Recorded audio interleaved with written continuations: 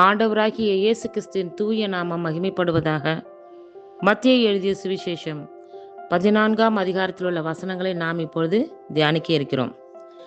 அக்காலத்தில் காற்பங்கு தேசாதிபதியாகிய ஏரோது இயேசுவின் கீர்த்தியை கேள்விப்பட்டு தன் ஊழியக்காரரை நோக்கி, இவன் யோவான் ஸ்நானன், இவன் மரித்தோரிலிருந்து எழுந்தான், ஆகையால் இவனிடத்தில் பலத்த செய்கைகள் விளங்குகிறது என்றான். ஏரோது தன் சகோதரனாகிய பிலிப்புவின் மனைவி ஏரோதியாளின் நிமித்தம் யோவானை பிடித்து கட்டி காவலில் வைத்திருந்தான். ஏனெனில் நீர் அவளை வைத்துக் கொள்வது நியாயமல்லவென்று யோவான் அவனுக்கு சொல்லியிருந்தான். ஏரோது அவனை கொலை செய்ய மனதாயிருந்தும் ஜனங்கள் அவனை தீர்க்கதரிசி என்று எண்ணினபடியால் அவர்களுக்கு பயந்திருந்தான். அப்படி இருக்க ஏரோதின் ஜென்ம நாள் கொண்டாடப்படுகிற போது ஏரோதியாளின் குமாரத்தி அவர்கள் நடுவே நடனம் பண்ணி ஏரோதை சந்தோஷப்படுத்தினாள். அது நிமித்தம் அவன், நீ எதை கேட்டாலும் தருவேன் என்று அவளுக்கு ஆணையிட்டு வாக்கு கொடுத்தான். அவள் தன் தாயினால் ஏவப்பட்டபடியே யோவான் ஸ்நானனுடைய தலையை இங்கே ஒரு தாளத்திலே எனக்கு தாரும் என்று கேட்டாள். ராஜா துக்கமடைந்தான். ஆகிலும் ஆணை நிமித்தமும் பந்தியில் கூட இருந்தவர்கள் நிமித்தமும் அதை கொடுக்க கட்டளையிட்டு ஆள் அனுப்பி காவற்கூடத்திலே யோவானை சிறைச்சேதம் பண்ணுவித்தான். அவனுடைய சிரசை ஒரு தாளத்திலே கொண்டு வந்து சிறு பெண்ணுக்கு கொடுத்தார்கள். அவள் அதை தன் தாயினிடத்தில் கொண்டு போனாள். அவனுடைய சீஷர்கள் வந்து உடலை எடுத்து அடக்கம் பண்ணி பின்பு போய் அந்த சங்கதியை இயேசுவுக்கு அறிவித்தார்கள். இயேசு அதை கேட்டு அவ்விடம் விட்டு படவில் ஏறி வனாந்தரமான ஓர் இடத்துக்கு தனியே போனார். ஜனங்கள் அதை கேள்விப்பட்டு பட்டணங்களில் இருந்து கால்நடையாய் அவரிடத்திற்கு போனார்கள். இயேசு வந்து திரளான ஜனங்களை கண்டு அவர்கள் மேல் மனதுருகி அவர்களில் வியாதியஸ்தர்களாய் இருந்தவர்களை சொஸ்தமாக்கினார். சாயங்காலமான போது அவருடைய சீஷர்கள் அவரிடத்தில் வந்து, இது வனாந்தரமான இடம், நேரமும் ஆயிற்று, ஜனங்கள் கிராமங்களுக்கு போய் தங்களுக்கு போஜன பதார்த்தங்களை கொள்ளும்படி அவர்களை அனுப்பிவிட வேண்டும் என்றார்கள்.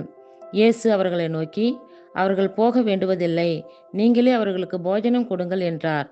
அதற்கு அவர்கள், இங்கே எங்களிடத்தில் 5 அப்பமும் 2 மீன்களுமே அல்லாமல் வேறொன்றும் இல்லை என்றார்கள். அவைகள் என்னிடத்தில் கொண்டு வாருங்கள் என்றார். அப்பொழுது அவர் ஜனங்களை புல்லின் மேல் பந்தியிருக்க கட்டளையிட்டு அந்த 5 அப்பங்களையும் அந்த 2 மீன்களையும் எடுத்து வானத்தை அண்ணாந்து பார்த்து ஆசீர்வதித்து அப்பங்களை பிட்டு சீஷர்களிடத்தில் கொடுத்தார். சீஷர்கள் ஜனங்களுக்கு கொடுத்தார்கள். எல்லாரும் சாப்பிட்டு திருப்தி அடைந்தார்கள். மீதியான துணிக்கைகளை 12 கூடை நிறைய எடுத்தார்கள். ஸ்திரீகளும் பிள்ளைகளும் தவிர சாப்பிட்ட புருஷர்கள் ஏறக்குறைய 5000 பேராயிருந்தார்கள். இயேசு ஜனங்களை அனுப்பிவிடுகையில் தம்முடைய சீஷர்கள் படவில் ஏறி தமக்கு முன்னே அக்கரைக்கு போகும்படி அவர்களை துரிதப்படுத்தினார். அவர் ஜனங்களை அனுப்பிவிட்ட பின்பு தனித்து ஜெபம் பண்ண ஒரு மலையின் மேல் ஏறி சாயங்காலமான போது அங்கே தனிமையாய் இருந்தார். அதற்குள்ளாக படவு நடுக்கடலிலே சேர்ந்து எதிர்காற்றாய் இருந்தபடியால் அலைகளினால் அலைவுபட்டது. இரவின் 4ஆம் ஜாமத்திலே இயேசு கடலின் மேல் நடந்து அவரிடத்திற்கு வந்தார். அவர் கடலின் மேல் நடக்கிறதை சீஷர்கள் கண்டு கலக்கமடைந்து ஆவேசம் என்று சொல்லி பயத்தினால் அலறினார்கள். உடனே இயேசு அவர்களுடைய பேசி, திடன் கொள்ளுங்கள், நான் தான், பயப்படாதிருங்கள் என்றார். பேதுரு அவரை நோக்கி, ஆண்டவரே, நீரே ஆனால் நான் ஜலத்தின் மேல் நடந்து உம்மிடத்தில் வர கட்டளையிடும் என்றான். அதற்கு அவர், வா என்றார். அப்பொழுது பேதுரு படவை விட்டு இறங்கி இயேசுவினிடத்தில் போக ஜலத்தின் மேல் நடந்தான். காற்று பலமாய் இருக்கிறதை கண்டு பயந்து அமிழ்ந்து போகையில், ஆண்டவரே, என்னை ரட்சியும் என்று கூப்பிட்டான். உடனே இயேசு கையை நீட்டி அவனை பிடித்து, அற்ப விசுவாசியே, ஏன் சந்தேகப்பட்டாய் என்றார். அவர்கள் படவில் ஏறின உடனே காற்று அமர்ந்தது. அப்பொழுது படவில் உள்ளவர்கள் வந்து, மெய்யாகவே நீர் தேவனுடைய குமாரன் என்று சொல்லி அவரை பணிந்து கொண்டார்கள். பின்பு அவர்கள் கடலை கடந்து கேனேசரேத்து நாட்டில் சேர்ந்தார்கள்.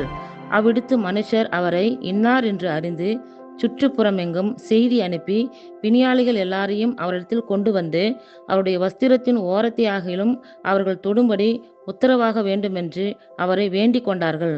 தொட்ட யாவரும் சொஸ்தமானார்கள். இத்துடன் 14ஆம் அதிகாரம் நிறைவுற்றது. கர்த்தர் தாமே நம் எல்லோரையும் ஆசீர்வதிப்பாராக. ஆமேன்.